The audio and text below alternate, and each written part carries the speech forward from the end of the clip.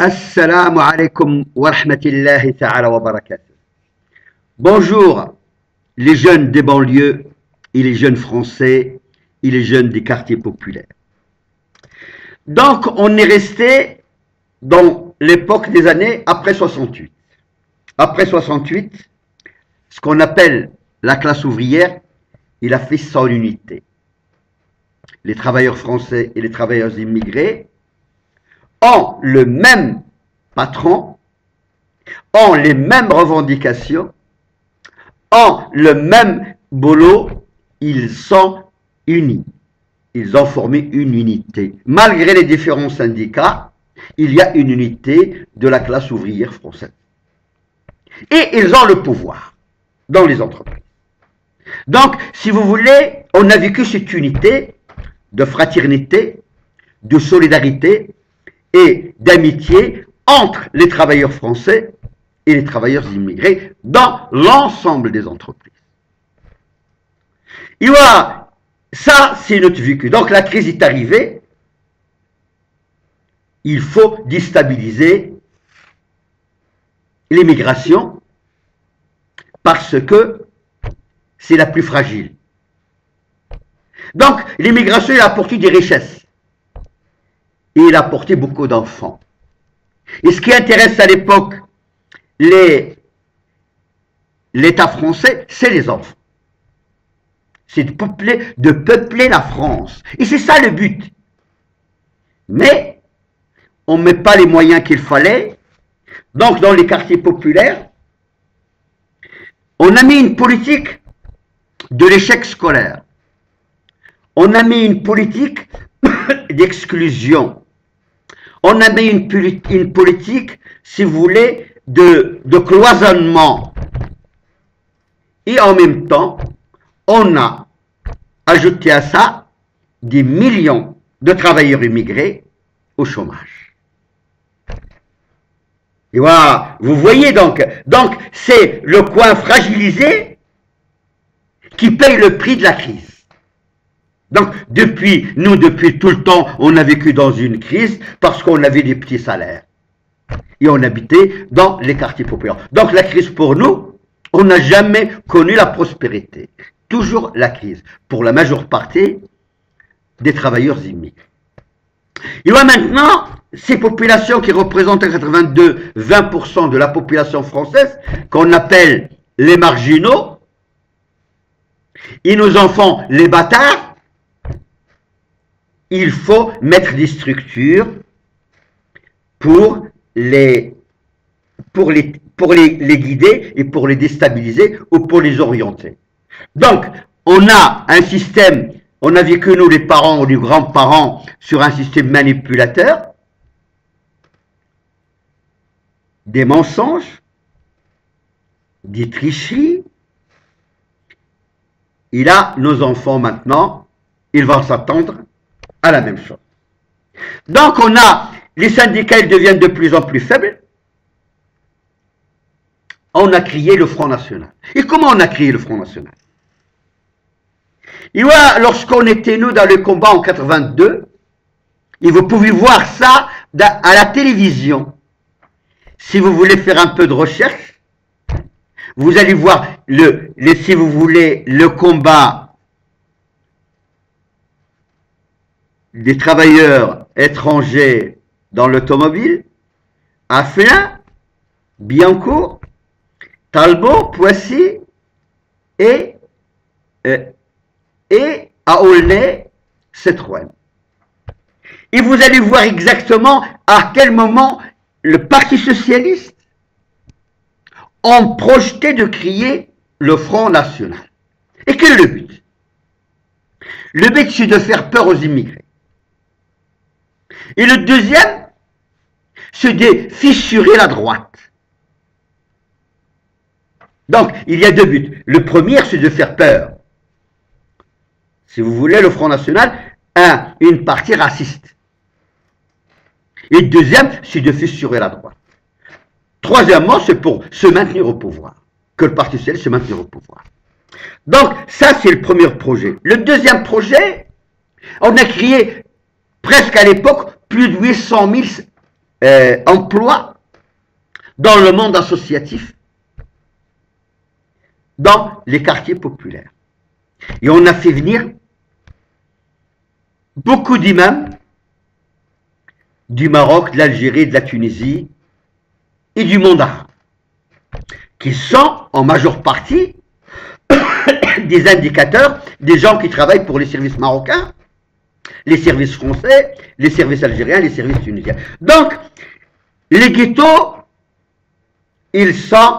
on les a déshabillés, ils sont plus protégés par ce qu'on appelle la République. On a laissé toutes les idéologies du monde entier, y compris les idéologies israéliennes, parce que dans les millions d'associations qu'on a créées, il y a beaucoup de juifs français, parce que même à l'époque, les directeurs de fonds d'action sociale ou le ministre des Affaires sociales, ils sont d'origine juive. Ça les intéresse ce qui se passe dans les banlieues. Donc, ils ont une main mise sur les banlieues.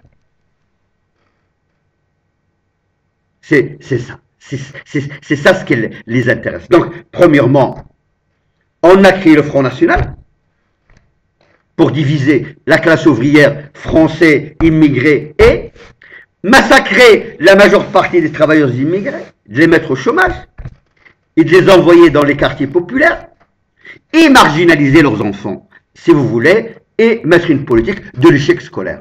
Et à ce moment-là, que Mme Georgina Dufoy, ministre des Affaires sociales,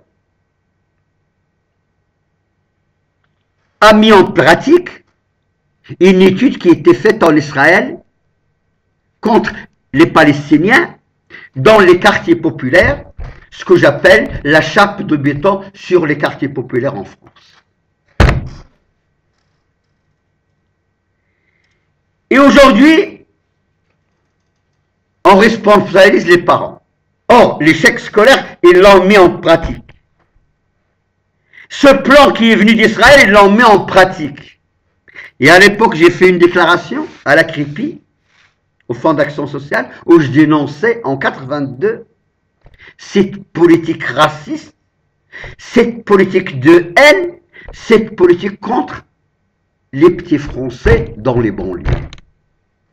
Au lieu de les aider, il y avait les moyens, parce que le Fonds d'action a les moyens. Au lieu de mettre ses moyens pour l'éducation, au lieu de mettre ses moyens pour alléger pour les parents le fardeau de l'isolement, au lieu de mettre ses moyens pour faciliter, si vous voulez, le travail à l'école, on a mis le contraire, surveiller les enfants et les déstabiliser. Donc, tous les réseaux en place ont été mis à partir des années 80. Et à l'époque, on représentait 20% de la population française. Et voilà, ils n'ont pas vu. Ils ont cru, nous, si vous voulez, à partir de la communauté musulmane, qui attendait la solidarité de leurs frères français, les travailleurs français. On ne l'a pas vu. On se battait, et on était dans l'isolement, et on était presque, on disait, ils cassent les entreprises des Français. On disait que, si vous voulez, si je reviens sur les grèves de l'automobile, je disais tout à l'heure, vous pouvez le voir à la télé, septembre 82, et vous demandez, si vous voulez, ce qui s'est passé dans la métallurgie, et vous allez voir. Et je vous ai raconté quelques histoires. Donc, des fois, on était 4000, 5000 salariés dans un meeting devant la mairie de Poissy. Il y a des ténors du Parti Socialiste qui viennent, ils font des discours. Il y a, si vous voulez, à la CGT, les gens qui sont beaucoup plus liés au Parti Socialiste qui viennent, ils font des discours. Et lorsque nous, les syndicalistes, on passe à la télé, parce que la télé est présente 24/24 avec nous dans les conflits qui ont duré des années. Et lorsqu'on donne notre avis sur le déroulement des conflits, le soir à la télé,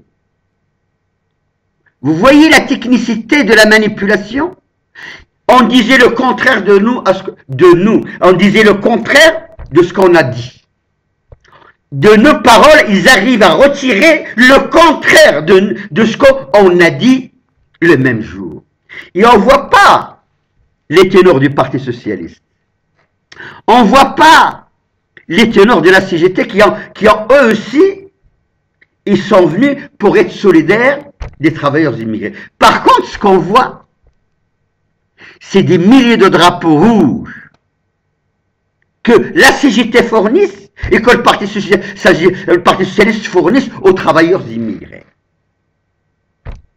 Donc, voilà les travailleurs immigrés qui veulent sauver leur emploi, mais le soir, la communauté nationale, ils regardent la révolution dans les usines, et c'est comme ça qu'on a créé le Front National. Et le Front National a passé de 1 point à 7, 8, 9, 10 points.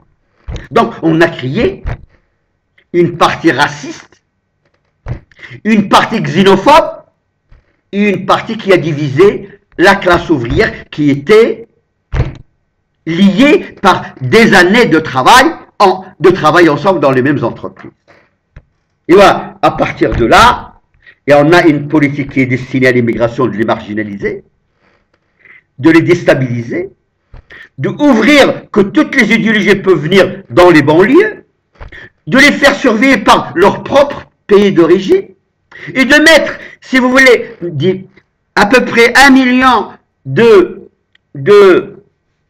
salariés associatifs pour les surveiller, des éducateurs, des services sociaux, tous ces moyens-là pour surveiller nos enfants.